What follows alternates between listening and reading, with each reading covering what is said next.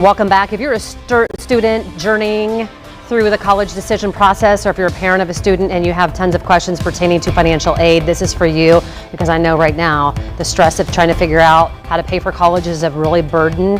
So to make things simpler is Bill Wozniak, the VP of Communications and Student Services at InvestEd. But the biggest thing here is that FAFSA is messed up this year and is causing a lot of problems. So can we talk before we, normally we would be doing this segment and we would just be talking about the form and how to fill it out. But this year we've done so many stories because the whole process is messed up. That's right. It started late. Instead of October, it started in January. There's been glitches. The form will lock up, things like that. And that's just happening this year. Yeah. People think they're the only family having it happen, and they're not. We don't want people to give up and walk away. Okay, so you can help, certainly. So let's talk about, people don't know that you guys are not for profit and that you guys are actually here to help, and then they get really excited when they hear, oh my goodness, we know someone who can help us. What do you guys do? Spot on. We have a team of experts, and we help across the state every single day. Our phone number, people call, thousands of calls, people call. We get that FAFSA done for them, get it filed, and get them across the finish line. All right, so in here it says high school seniors in Indiana are now required to fill out a FAFSA.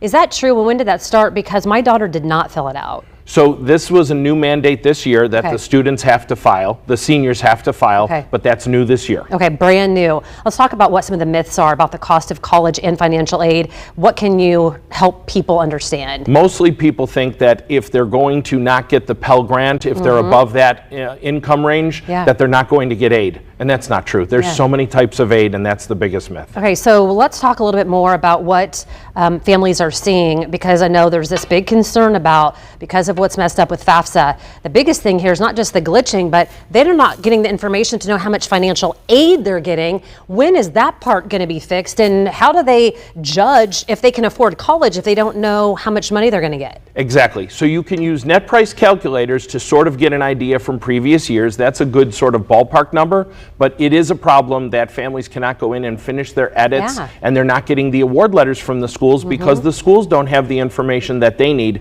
and people are getting nervous that they're the only one. They're not. It's happening across the board. Yeah, so what do they do? What's your best advice? I mean, we went through this process. My daughter's a sophomore at IU. I mean, there are people that are getting $2,000, $4,000, $8,000, $16,000, $24,000. I mean, those are big chunk of money that if you think, okay, I know I'm getting $20,000 to help, or actually you're not getting anything, that's a big difference. What do they just kind of use that formula to think about what they think they'll get? Yes. So first of all, when you look at the net price calculators, you can see what people in your income bracket got in previous years. Okay. So that's nice. That's a start. Okay. But then we need the award letters, and so we have to get people across the finish line with the FAFSA so then they can get the aid themselves. Okay, so let's say the last thing here, we got about a minute left, and I know you have so much information. What is the number one question that you're getting right now that I haven't asked you yet?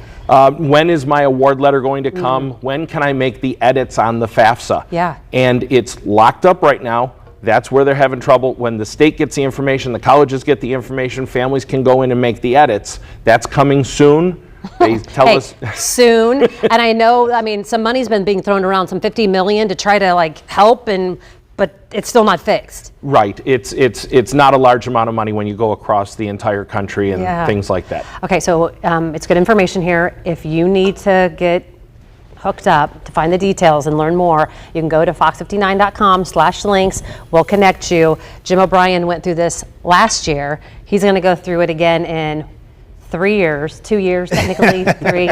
I'll be going through this in about another year. So we're all in this together.